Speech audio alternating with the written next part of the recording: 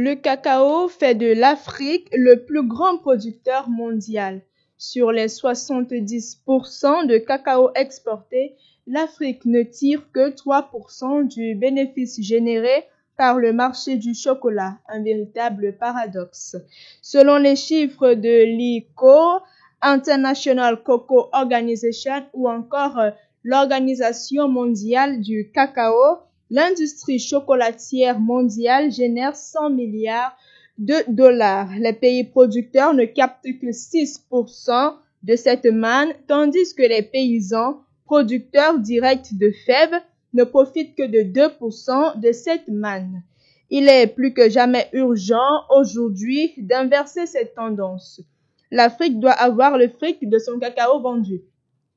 À titre d'exemple, la Côte d'Ivoire a produit en 2017 2,01 millions de tonnes de cacao sur une production mondiale estimée selon l'Organisation mondiale du cacao à 4,7 millions de tonnes. Le pays a tiré en 2013 2013 milliards de francs CFA de revenus, soit environ 3,350 milliards de dollars, lors de la campagne cacaoyère 2016-2017 sur le commerce des fèves, quand les compagnies chocolatières américaines généraient des ventes de l'ordre de 22 milliards de dollars en 2017. Oui, chers téléspectateurs, c'est une nouvelle édition d'Economy First sur Frika TV, l'Afrique vue autrement. Ce jour, dans le cadre de cette émission, nous allons parler du cacao que produit l'Afrique sous le thème « L'Afrique sans le fric du cacao ». Pourquoi et comment le continent n'arrive pas à avoir la main sur les fèves de cacao qu'elle produit et exporte en quantité énorme. Pour mieux analyser et comprendre cette énigme, je reçois sur ce plateau Monsieur Simon Yefou, écrivain et historien. Bonjour Monsieur Simon. Bonjour Suzanne et merci de m'avoir invité sur votre plateau d'Economy Fest. Je dis aussi bonjour à tous les téléspectateurs, à tous les panafricanistes qui nous regardent à travers le monde. Je dis aussi un grand bonjour à tous les techniciens grâce auxquels nous sommes écoutés et regardés à travers le monde. Merci Monsieur Simon Yefou. Alors, comment peut-on analyser et mieux comprendre que les trois grands producteurs africains de cacao, que sont la Côte d'Ivoire, le Ghana et le Cameroun, n'arrivent pas à tirer bénéfice de la vente des fèves de cacao? Bien, Suzanne, avant de répondre à ta question, je voudrais d'abord élargir cela dans le champ général de ce qu'on a l'habitude d'appeler les matières premières.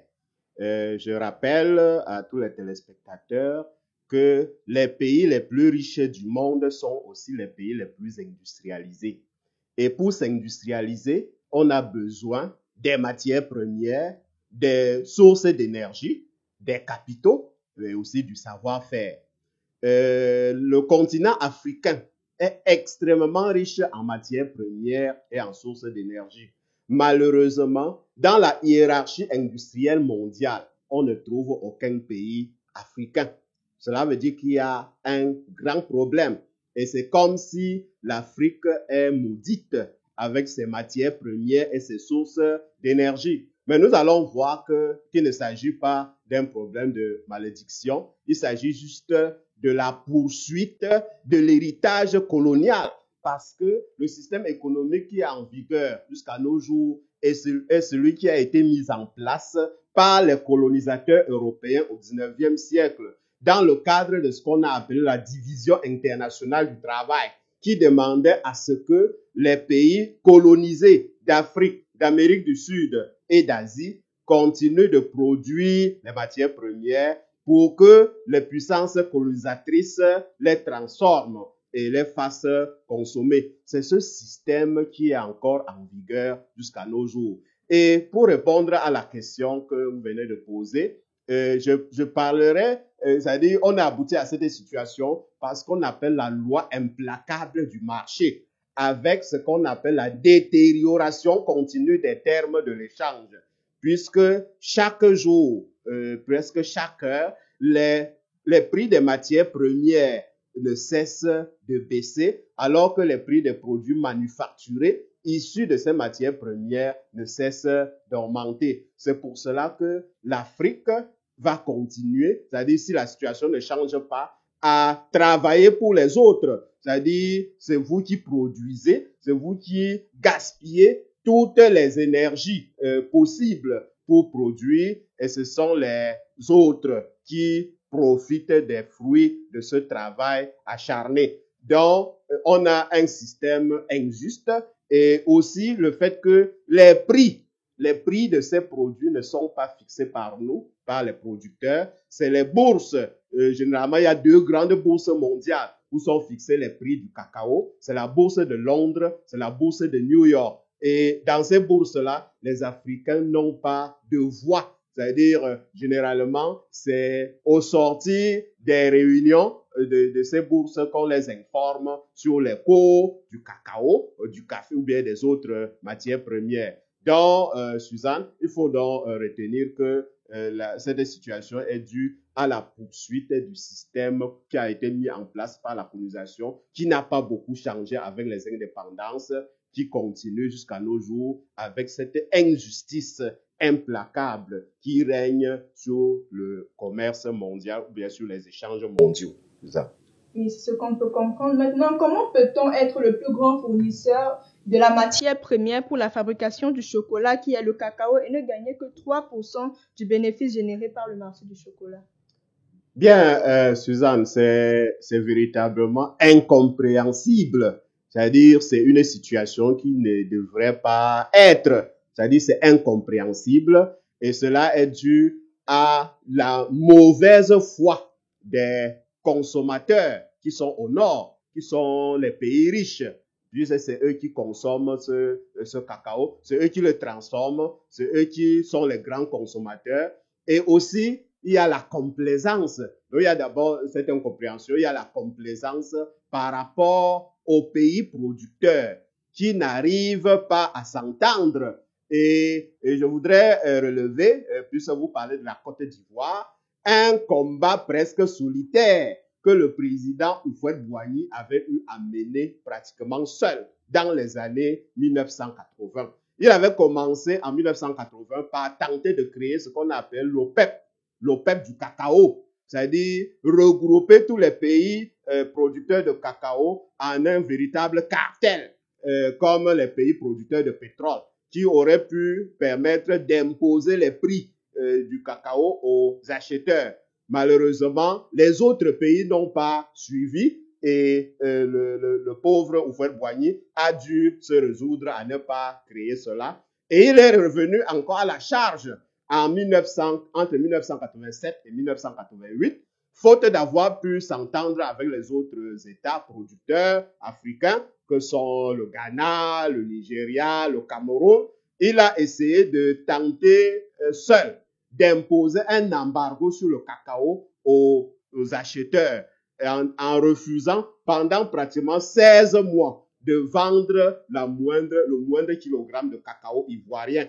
Et donc, il a tenu bon pendant 16 mois un embargo. Malheureusement, pendant cet embargo, le Cameroun, la Côte d'Ivoire, le Cameroun, le Ghana, le Nigeria ont continué à vendre leur cacao. Et le pauvre Houphouët-Boigny a mené ce combat seul. Et finalement, en novembre 1988, il a dû se résoudre au fait que s'il n'y a pas de solidarité entre les producteurs, un seul ne peut pas. Bon, la Côte d'Ivoire a beau être premier producteur mondial de cacao, puisqu'il produit près de 30% de la production mondiale de cacao, mais il y a les autres qui produisent 70%. S'il organise un embargo sur les 30% du cacao et que les autres continuent à vendre 70% de cacao au prix fixé par les acheteurs, ça ne peut pas marcher. Donc, cette situation continue et perdure en raison du manque de solidarité entre les producteurs. Si ces producteurs s'étaient entendus pour imposer un embargo, comme les pays de l'OPEP avaient fait en 1973,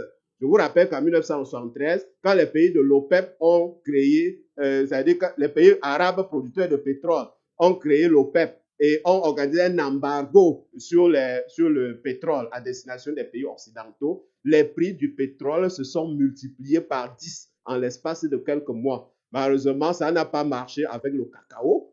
On ne sait pas si c'est une malédiction ou quoi, mais je ne crois pas que ce soit une malédiction. C'est parce qu'il y a une génération de dirigeants qui ne peuvent pas s'entendre pour le bien supérieur des populations du continent africain. On parlait de malgouvernance de ces dirigeants ou la grande corruption au sommet de l'État. Absolument, Suzanne. On peut aussi le dire parce que cette situation perdure, parce que le continent est mal géré, mal gouverné. On a eu déjà à relever le fait que les panafricanistes de première heure, c'est-à-dire leurs idées qui visaient la solidarité entre les États africains, leur unité pour pouvoir parler fort à l'échelle mondiale, ça n'a pas pu réussir après les indépendances parce que ceux qui ont pris le pouvoir n'ont pas implémenté sur le terrain les idées avancées par les panafricanistes. Et la malgouvernance, la corruption, les détournements de fonds publics, la corruption généralisée ou bien le népotisme qui ont le vent en poupe à la tête des États africains ont empêché que les choses ne soient comme on aurait voulu que cela marche. Par exemple, je vous rappelle que dans les années 2000, en Côte d'Ivoire, il y a eu ce problème du cacao avec, vous vous rappelez, il y a un journaliste franco-canadien, Guy-André Kieffer, qui a été assassiné en Côte d'Ivoire parce qu'il était en train de mener des enquêtes sur la filière cacao. Parce qu'on soupçonnait des détournements de fonds publics ou bien de la mauvaise gestion de la filière cacao en Côte d'Ivoire. C'était sous le règne du président Laurent Gbagbo. Le pauvre journaliste a été assassiné. Bon, c'était pour cacher quoi? Cela veut dire qu'il y avait des choses à cacher sur cette filière. Donc, il y a une véritable, je suis d'accord avec vous qu'il y a une malgouvernance, c'est-à-dire les États africains ne sont pas bien gérés. S'ils étaient bien gérés, ils auraient pu trouver une solution, ne serait-ce que transitoire à ce problème de cacao, c'est-à-dire grand producteur de matières premières du cacao, mais qu'on ne tire que 3 à 5% des revenus du cacao, ce n'est pas possible. Et ça perdure depuis des dizaines d'années. Et si on ne prend pas garde, c'est encore appelé à durer pendant longtemps. Parce que le cacao, nous savons que nous avons ces sols, on a les sols, on a le climat. Les grands consommateurs du cacao, des produits du cacao, que sont les pays occidentaux, leur sol ne peut pas, leur climat ne peut pas leur permettre de produire le cacao. Ça veut dire qu'on a tous les atouts pour nous mettre ensemble, les faire marcher. Et malheureusement, ce n'est pas le cas. Et c'est pour cela que cette situation perdure. Donc, les États africains manquent de solidarité entre eux. Les États sont mal gérés, mal gouvernés. Et c'est parfois des aventuriers qui se sont retrouvés à la tête des États, pas pour le bien des populations, mais pour leur propre bien et de leur famille. Ça. Vous êtes bien sur Frika TV et l'émission c'est Economy First. Aujourd'hui, nous parlons du cacao africain avec Monsieur Simon Yefou sur le plateau. Alors, je reviens avec vous, Monsieur Simon Yefou. Le Cameroun vient d'inaugurer à Kekem, dans la région de l'Ouest, une usine de transformation des fèves de cacao d'un coût de 50 milliards de francs CFA, 700 emplois directs et 1000 indirects. N'est-ce pas là le début d'une solution pour l'indépendance économique du continent? Oui, Suzanne, c'est bien. Bon, quand c'est bien, il faut l'apprécier à sa juste valeur, mais ça ressemble à une goutte d'eau dans l'océan.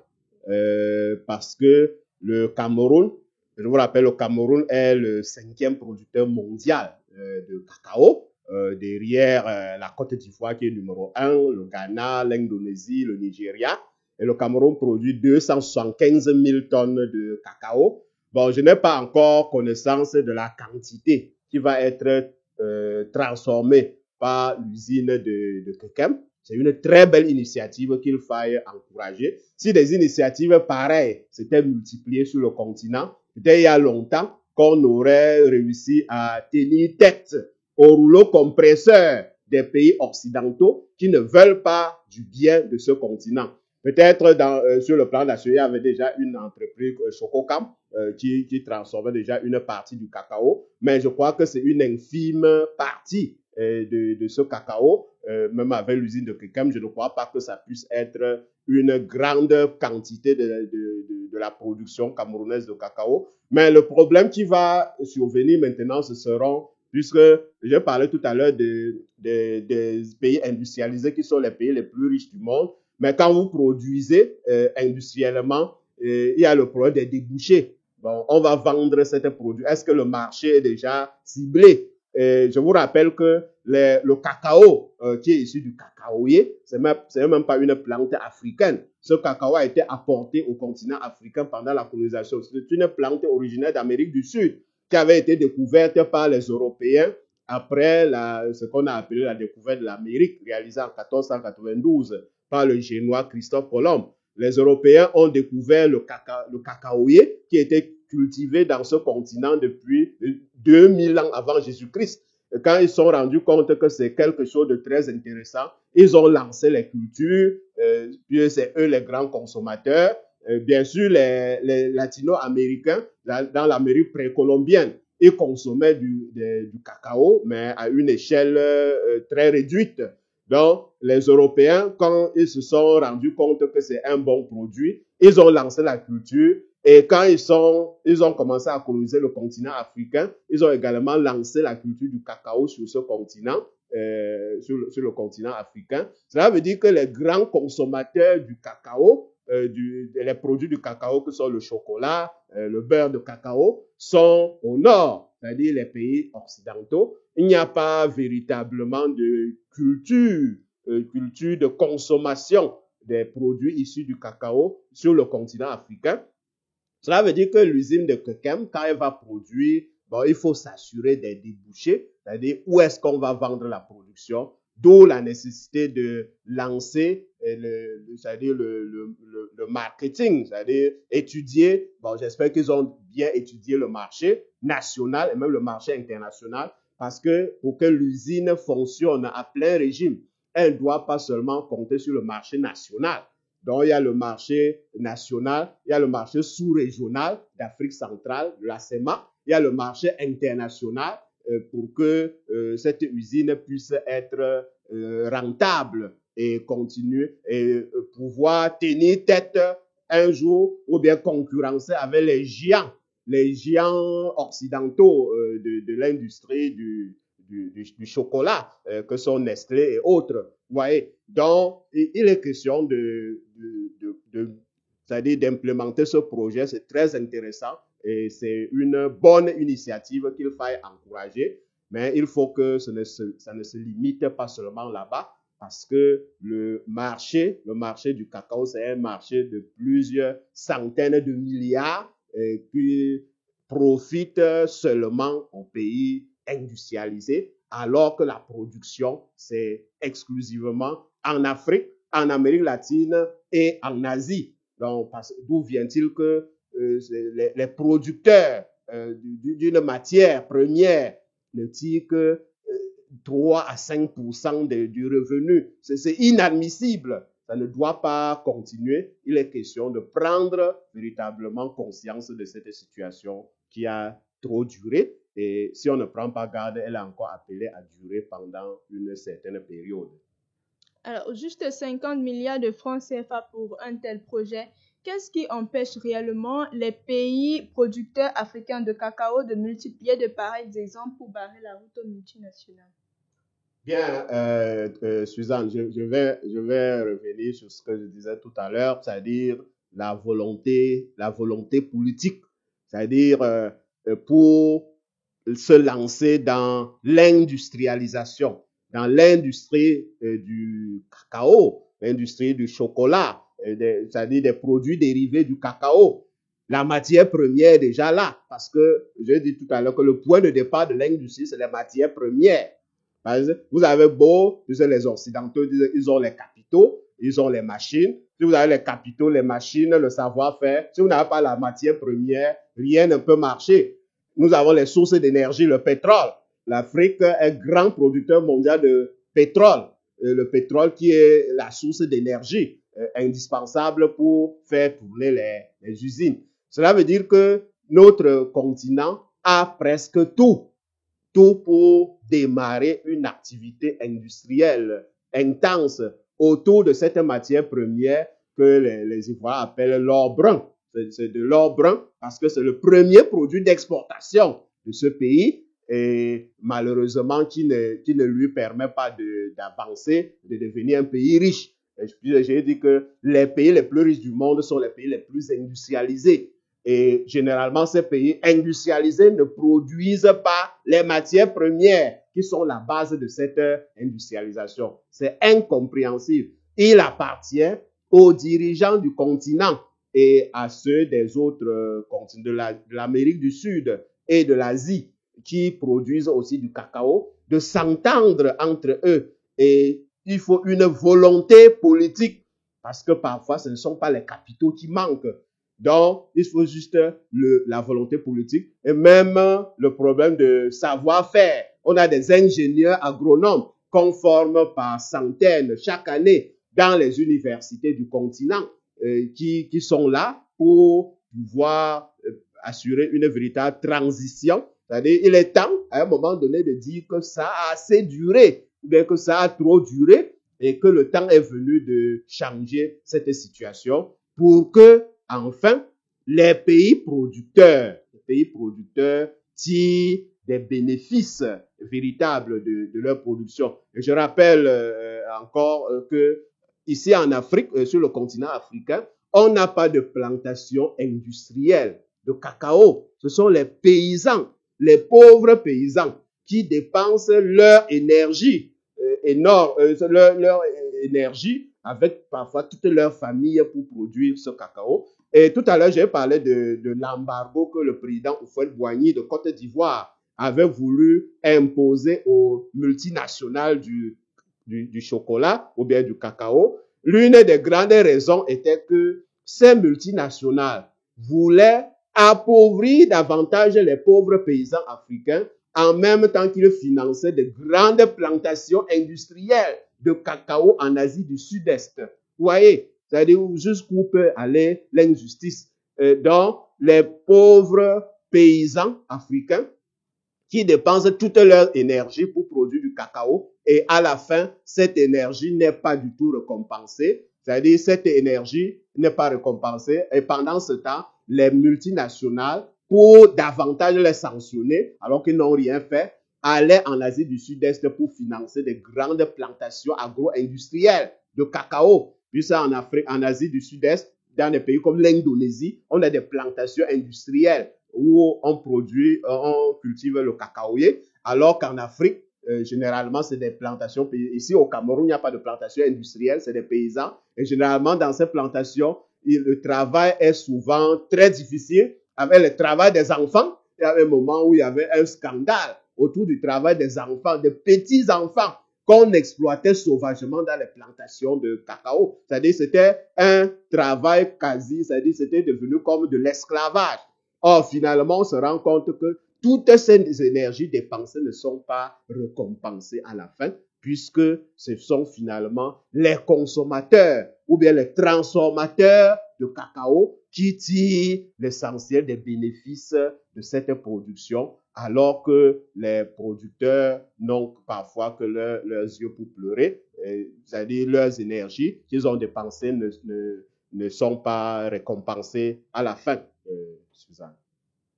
Nous sommes conscients qu'il existe sur le continent africain des usines de transformation de cacao, mais des usines appartenant à des Occidentaux, à l'instar de Sakos ou encore Kagel Cocoa. Pour terminer, comment faire pour que dans le top 10 des plus grandes chocolateries du monde, on y trouve une entreprise africaine, puisque les premières sont américaines, mexicaines, suisses?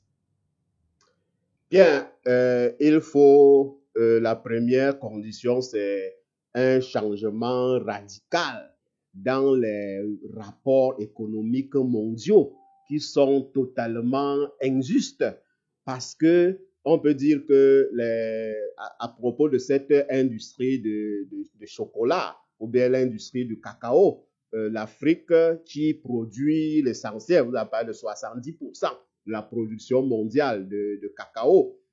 Malheureusement, on est très mal parti parce que ceux-là sont très...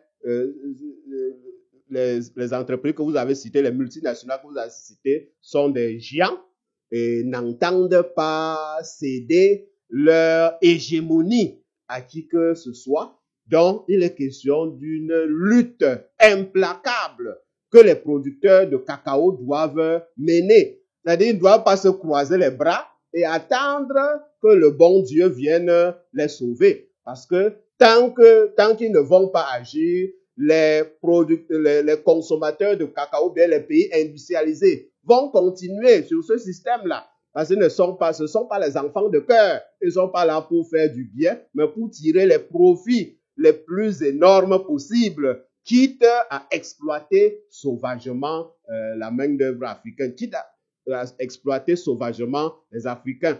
Donc, il est question juste qu'à un moment donné, tous les producteurs de cacao se disent que c'est assez, ça a assez duré et se mettent ensemble. J'ai pris tout à l'heure l'exemple des pays arabes producteurs de pétrole. Quand ces pays sont mis ensemble, c'est eux maintenant qui ont fixé les prix d'achat de leur pétrole. Alors que pour le cacao, ce sont les acheteurs qui fixent le prix. Donc, il est question que les Africains mènent une véritable bataille, une véritable lutte pour s'imposer, pour imposer les entreprises africaines. Parce que ce ne sera pas donné. Ceux qui occupent déjà le haut du pavé n'entendent pas céder leur place. Il faut beaucoup lutter, il faut beaucoup se battre pour réussir à s'imposer. Et parfois, Suzanne, je serais quelque peu radical parce que je me rends compte que les Africains ne peuvent pas continuer dans ce système où vous produisez de grandes quantités de produits, de matières premières pour les vendre à l'état brut et importer, être en même temps grand importateur mondial des produits alimentaires. Vous voyez, l'Afrique est grand producteur mondial des céréales. Il y a du maïs qui entre en Afrique provenant de l'étranger. Il y a du blé qui vient en quantité industrielle sur le continent africain en provenant de l'étranger. Il y a du riz qui entre sur ce continent en quantité industrielle en provenant de l'étranger. Or, le continent africain a des terres arables, c'est-à-dire des milliers d'hectares, des millions d'hectares de terres arables. On a le climat qui permettrait de cultiver en quantité industrielle tous ces produits-là, tous ces produits qu'on dépense des milliards chaque année, des dizaines de milliards, voire des centaines de milliards chaque année pour importer de l'étranger et pour lancer les agriculteurs étrangers, alors que nos propres agriculteurs produisent, c'est-à-dire ce qu'ils produisent est acheté à vil prix sur le marché international. À un moment donné, si la situation perdure, je serais d'accord qu'on abandonne totalement cette culture du cacao ou bien qu'on réduise au strict minimum les surfaces consacrées au cacao pour cultiver maintenant les produits alimentaires que nous dépensons des milliards chaque année pour importer de l'étranger. Vous voyez, c'est un paradoxe, Suzanne, c'est un véritable paradoxe. Vous vendez vos produits à vil prix pour importer des produits alimentaires en dépensant énormément de l'argent, alors que vos sols vous permettraient de cultiver, on peut multiplier les surfaces de culture du riz sur notre continent. C'est-à-dire, l'Afrique est grand importateur de riz en provenance d'Asie du Sud-Est et d'ailleurs dans le monde. Et le climat africain peut permettre de produire du blé. À un moment donné, on a fait comprendre aux Africains que le blé, c'est une culture de la zone tempérée. C'est faux. C'est totalement faux. Le blé peut être produit en grande quantité dans les régions intertropicales. Et également le maïs, on peut cultiver du maïs de manière industrielle. Il y a l'industrie, par exemple, de la bière sur le continent africain qui est obligé d'importer le maïs de l'étranger.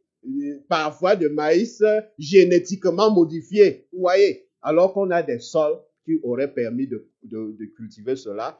Or, on consacre ces sols à produire du cacao, à produire du café, à produire de l'EVA qui sont vendus à vil prix sur le marché international à des gens qui tirent d'énormes bénéfices pour continuer à dominer économiquement notre continent. Merci, M. Simon Yefou, pour avoir accepté notre invitation sur le plateau d'Economy First. Merci, Suzanne. Chers téléspectateurs, c'est ici que nous mettons un terme à cette édition d'Economy First. Surtout, n'oubliez pas de vous abonner à notre chaîne YouTube et de toujours liker nos vidéos. Prochainement, pour une nouvelle édition de votre programme Economy First, toujours sur Frika TV. Merci.